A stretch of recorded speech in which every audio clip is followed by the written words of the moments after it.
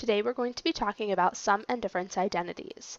By the end of this video, you should be able to list and recognize the 6 sum and difference identities, and you should be able to find the exact value using the sum and difference identities. So our question for today is, does cosine of 50 degrees equal cosine of 40 degrees plus cosine of 10 degrees? Let's look at our calculator. If we have cosine of 50 degrees, and then we look at cosine of 40 degrees plus cosine of 10 degrees. Those are not equal.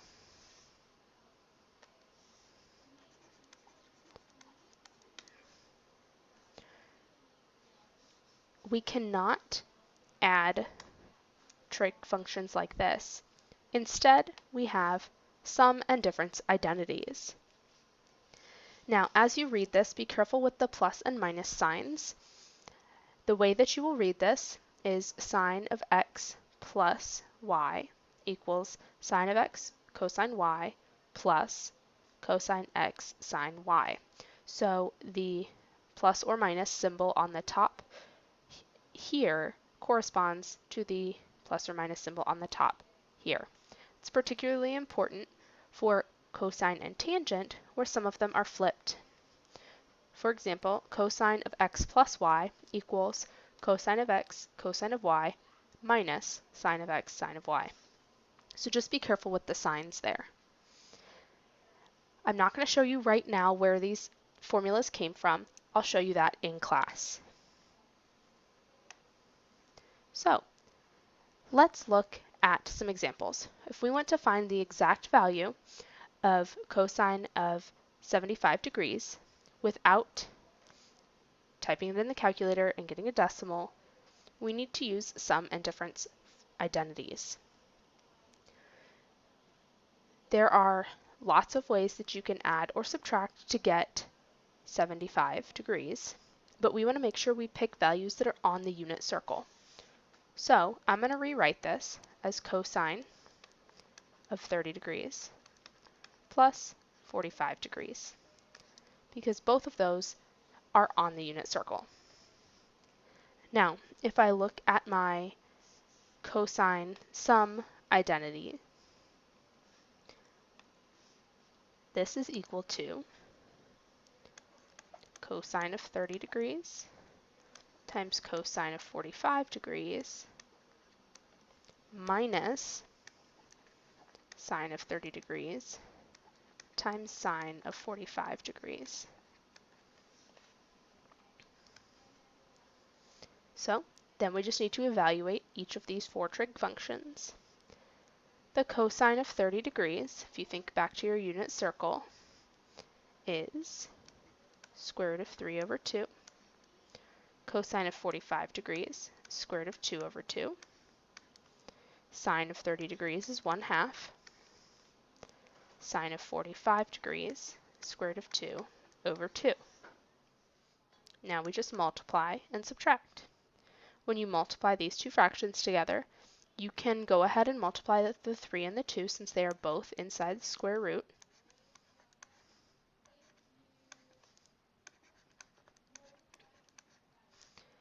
When you combine your fractions, you end up with square root of 6 minus square root of 2 all over 4 as your final answer. And that's it.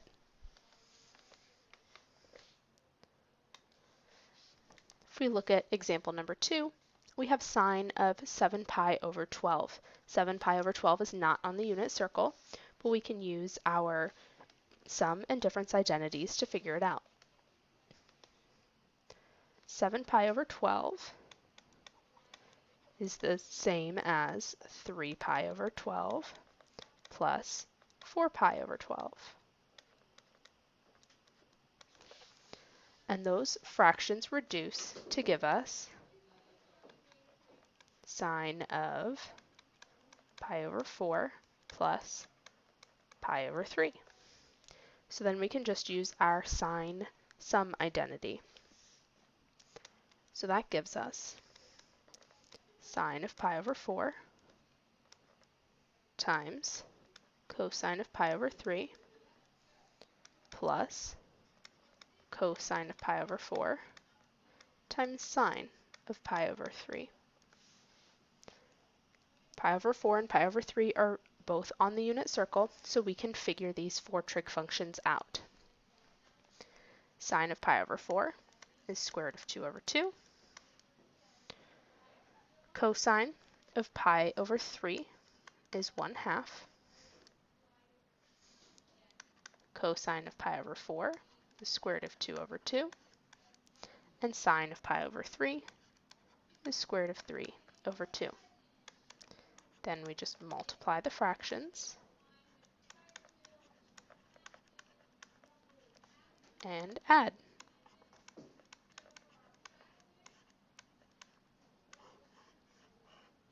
And that's our final answer.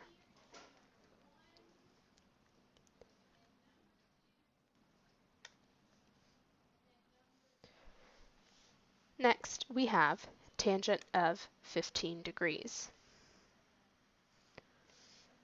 15 degrees is not on the unit circle. There are actually several ways that we could get to 15 by doing subtraction, but I'm just going to go with 45 minus 30.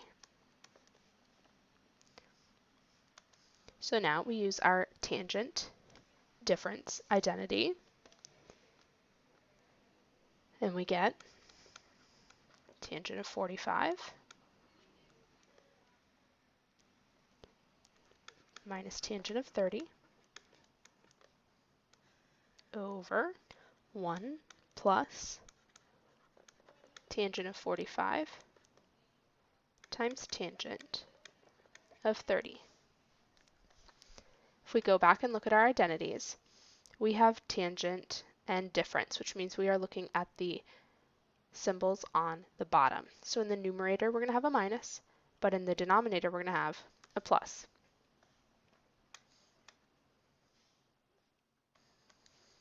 Now we just evaluate these. Tangent of 45 degrees is 1. Tangent of 30 degrees is square root of 3 over 3.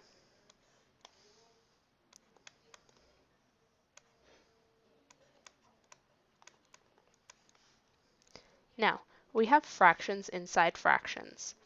So, to get rid of all of this, I'm going to multiply everything by 3.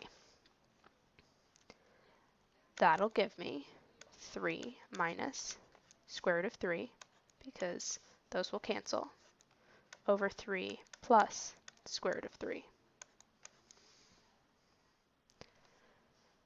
We don't like to have radicals in the denominator, so we need to multiply by the conjugate.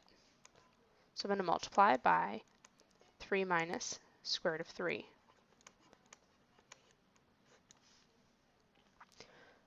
So now if I FOIL this out, I get 9 minus 6 square root of 3 plus 3 over 9 minus 3. Then we just simplify.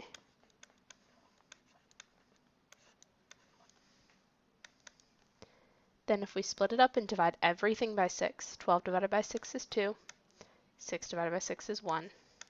So we just have 2 minus square root of 3 as our final answer.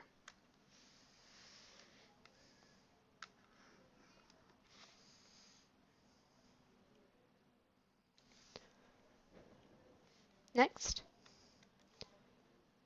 we have sine of 42 degrees times cosine of 12 degrees minus cosine of 42 degrees times sine of 12 degrees.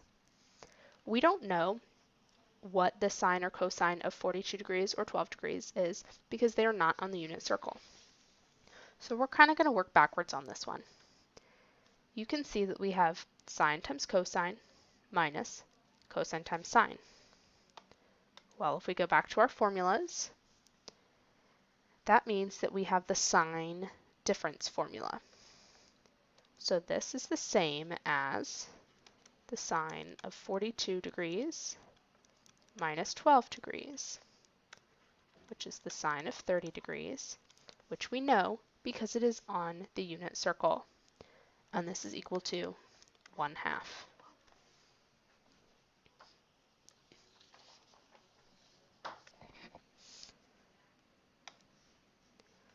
Our last problem is a little bit different. We want to find cosine of alpha plus beta, and we are only told that sine of alpha is equal to 3/5 and cosine of beta is equal to 12/13. So let's look at our sum of cosine identity to figure out what we need. So cosine of alpha plus beta is equal to cosine of alpha times cosine of beta minus sine of alpha times sine of beta. So we need to know both sine and cosine for each angle, which we don't. So let's figure it out. If we are looking at alpha, we can draw a triangle. We know that sine is opposite over hypotenuse. By using the Pythagorean theorem or by knowing your Pythagorean triples, you can figure out that this other side is 4. If we look at beta,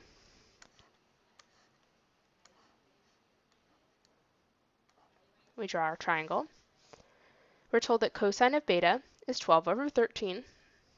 Cosine is adjacent over hypotenuse. And then again, by either knowing your Pythagorean triples or using the Pythagorean theorem, you can find out that the third side is 5. Now we have enough information to figure this out. Cosine of alpha is adjacent over hypotenuse. Cosine of beta is 12/13. Sine of alpha is 3/5.